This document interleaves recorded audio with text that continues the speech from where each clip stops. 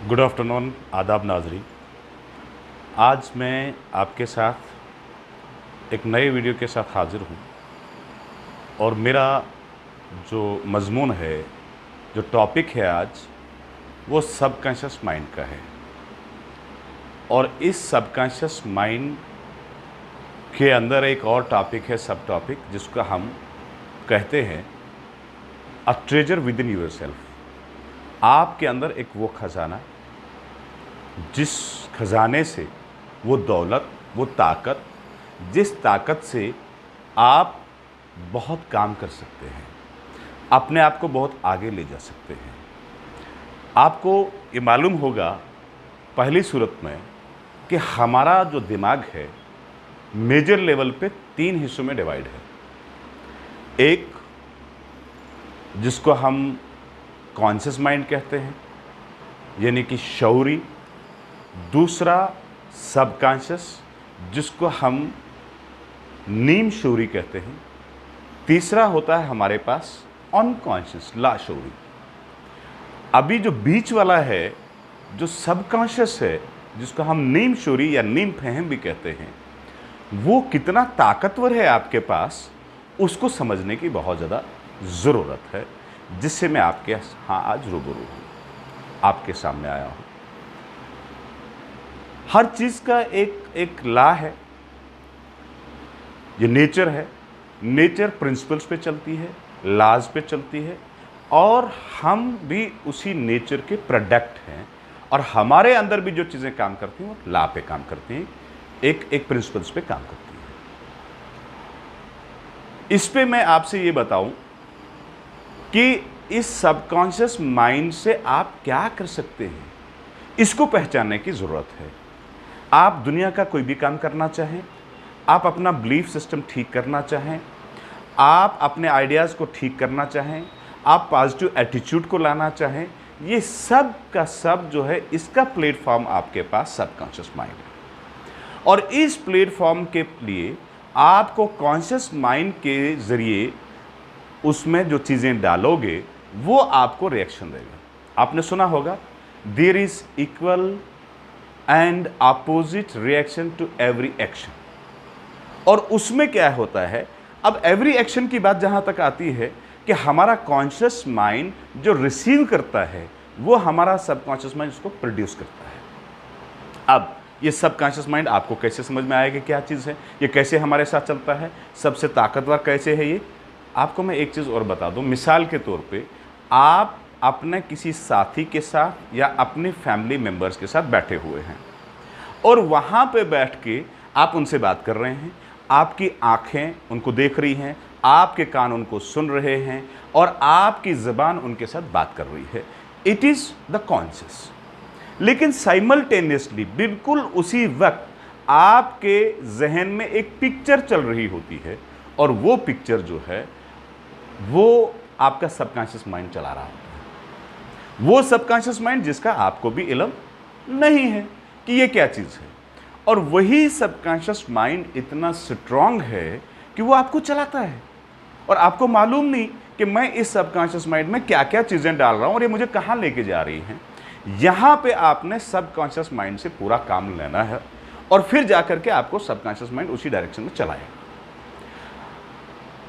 कुछ रूल्स के समझाने के लिए मैं आपको एक और मिसाल दूंगा। जैसे हम एक लॉ फॉलो करने के लिए, जो मेडिकल साइंस के स्टूडेंट हैं, उनको ये मालूम होगा, या कॉमनली जिसने मैट्रिक तक भी पढ़ा होगा उसको भी मालूम है, हम पानी को फार्मूले के तहत H2O बोलते हैं। Means these are the 2 molecules, 2 components. एक जो हम हाइड्रोजन एटम के 2 मॉलिक्यूल्स और ऑक्सीजन का 1 मॉलिक्यूल जुड़ाते हैं, तो हमारे पास प्रोडक्शन जो निकलता है वो वाटर का निकलता है। और ये सेम प्रोसेस पूरे वर्ल्ड में किसी भी जगह आप अप्लाई करेंगे, 2 हाइड्रोजन मॉलिक्यूल और 1 ऑक्सीजन मॉलिक्यूल डालेंगे, तो आपके पास वाटर ही बनेगा, चाहे वो अमेरिका में हो, साउथ अफ्रीका में हो, या इंडिया में हो। इसके साथ में आप हाइड्रोजन के मॉलिक्यूल्स को हटा दो और कार्बन लगा दो, यानी कि CO। अब ये क्या बन गया, वाटर से हट के आपने हाइड्रोजन के एलिमेंट निकाल दिए, ऑक्सीजन का एलिमेंट वहीं रख दिया, ऑक्सीजन के एलिमेंट के साथ कार्बन लगा दिया और आपको बन गया कार्बन मोनोऑक्साइड। और carbon monoxide is a poisonous gas जो जिंदगी को छीन लेती है। अब इसी CO को आप वहीं पे रखते हैं, आप सिर्फ ऑक्सीजन के एक मॉलिक्यूल को और ऐड करते हैं तो ये बनता है CO2, कार्बन डाइऑक्साइड, जो जिंदगी के लिए बहुत ही महत्वपूर्ण है, बहुत ही अहम है। अब प्रोसेस क्या है, लॉज क्या है, इधर ये बात भी समझ में आती है कि हर जगह में एक लिमिट है, हर चीज़ का एक टारगेट है, हर चीज़ की एक बाउंड्री है। अगर हम उन्हीं मॉलिक्यूल को CO2 या CO को हम कार्बन डाइऑक्साइड नहीं मान सकते हैं, हम ये तसव्वुर नहीं कर सकते ये हमारे लिए मुफीद हो सकता है। कार्बन मोनोऑक्साइड हमारे लिए फ़ायदेमंद नहीं है, लेकिन ऑक्सीजन मॉलिक्यूल उसमें एक है तो इसलिए नुकसानदेह हो गया, दो बन गए तो हमारे लिए ये फ़ायदेमंद साबित हो गया। इसी तरह से एक प्रोसेस और भी हमारे पास होता है, जैसे हम जानते हैं कि अगर हम आयरन ओर को या स्टील को लेते हैं, उसको जब हम हीट अप करते हैं तो वो फूलता है, और जब वो फूलता है तो वो हर जगह उसका प्रोसेस वही है। सिमिलरली इसी तरह से हमारे ब्रेन का एक अपना प्रोसेस है, काम करने का अपना एक सिस्टम है, अपने एक प्रिंसिपल है। अब यहाँ पे सब कॉन्शियस माइंड में आपके पास जो चीज़ें आई हैं वही प्रोड्यूस हो जाएंगी। अब इसमें क्या है कि ये सबकॉन्शियस माइंड अपना काम कंटिन्यूसली करता रहता है। अब इस काम को कैसे हम सही ढंग से लेंगे वो समझने की बहुत ज़्यादा ज़रूरत है।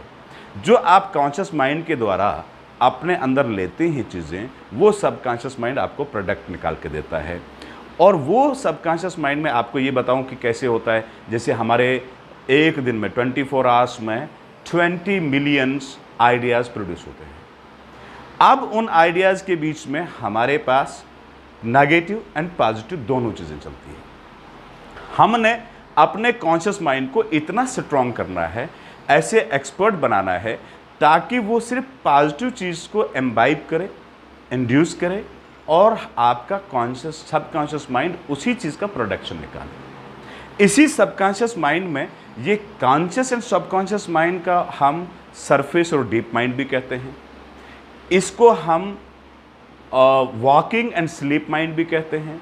इसी को हम मेल एंड फीमेल माइंड भी कहते हैं, क्योंकि ये दोनों जब तक काम नहीं करेंगे तब तक किसी भी आइडिया को प्रोड्यूस करने के लिए या कोई भी चीज़ रिसीव करने के लिए प्रॉपरली हमें बहुत मेहनत लगती है, और बाज़ औक़ात हमें ये मालूम भी नहीं पड़ता है। अक्सर आपने देखा होगा, हम कभी कभार कुछ चीज़ें ऐसी पढ़ते हैं बुक्स के अंदर और हमें लगता है ओ यार ये तो मुझे कहीं लगा है, ऐसे पहले भी पढ़ा है, लेकिन जब वो पढ़ा नहीं होता है, हकीकत में ये होता है कि वही सबकॉन्शियस माइंड वो आइडिया आपके पास भी प्रोड्यूस कर चुका होता है कई बार, और लेकिन आपने उसको पकड़ा नहीं। अब वो जो राइटर है उसने उस आइडिया को पकड़ा और आपको दे दिया, और that is a universal fact, और आपको लगता है मैंने शायद ये पहले भी कहीं पढ़ा हुआ है, और ये सबके साथ होता है।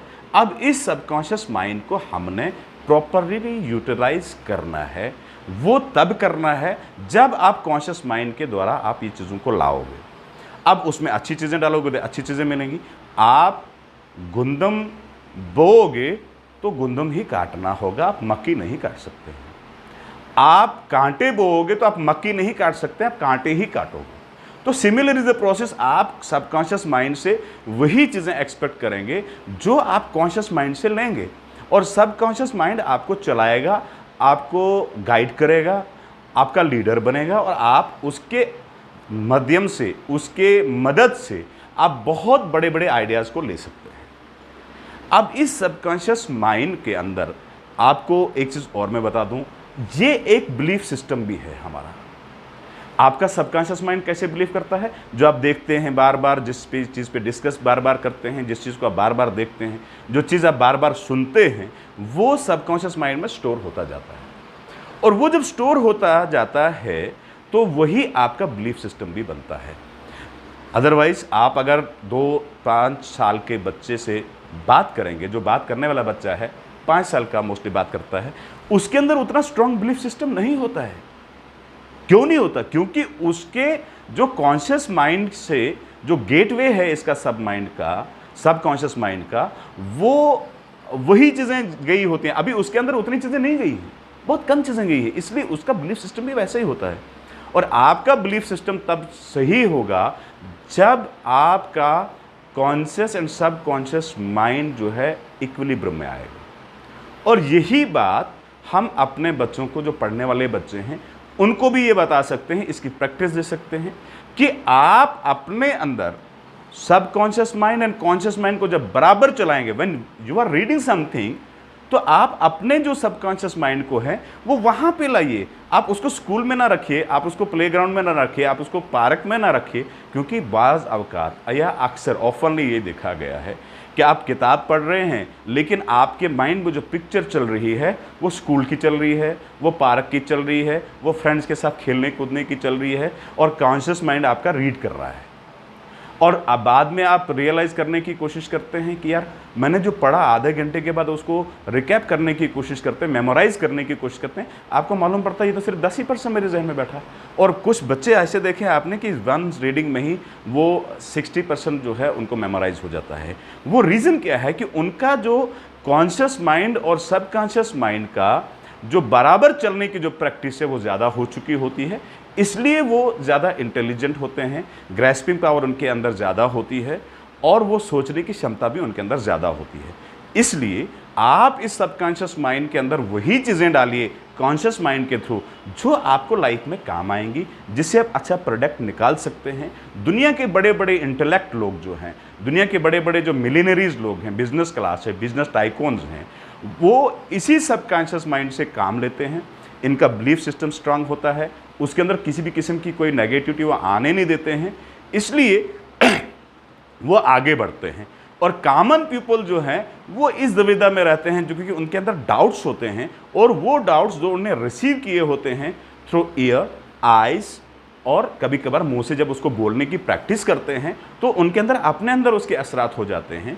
तो वो फिर जब कोई काम करना चाहते हैं, वो इस तजब्जब में, इस डिलेमा में रहते हैं कि मैं इस काम को करूं नहीं करूं, मुझे डर, तो वो डर रहता है, मैं कामयाब हूं या नाकाम हो जाऊं, मुझे लॉस हो जाए प्रॉफिट हो जाए। तो क्योंकि उनका जो सबकॉन्शियस माइंड जो है, जो प्लेटफॉर्म है, उस प्लेटफॉर्म पे उन्होंने ज़्यादा से ज़्यादा कॉन्शियस माइंड के अंतर्गत, कॉन्शियस माइंड के ज़रिए से या उस गेटवे से उन्होंने ज़्यादातर डाउट्स लिए होते हैं, ज़्यादातर नेगेटिव आइडियाज़ लिए होते हैं, जिसके लिए वो फिर परेशान होते हैं। इसलिए ये सबकॉन्शियस माइंड जो है आगे कैसे काम करता है, हम इस पे और बात करेंगे। आज एक इंट्रोडक्टरी सेक्शन था सबकॉन्शियस माइंड का, जिसको मैंने कहा कि it is a treasure within yourself, और इसको हम कैसे मज़ीद एक्सप्लोर कर सकते हैं। मैं आपके साथ दूसरे शुमारे में फिर से हाज़िर हो जाऊंगा अगले हफ्ते तक। आप बने रहिए मेरे साथ यूट्यूब चैनल पे, मैं आपके साथ ज़रूर बातें करता रहूँगा, और आपके जो अपने आइडियाज़ हैं इसके प्रति आप मुझे वहाँ पे कमेंट सेक्शन में लिख सकते हैं। हाँ, इख्तिलाफ़ राय का भरपूर आपको इख्तियार है, लेकिन तर्ज़ इख्तिलाफ़ राय का भरपूर ध्यान रखिएगा। आदाब।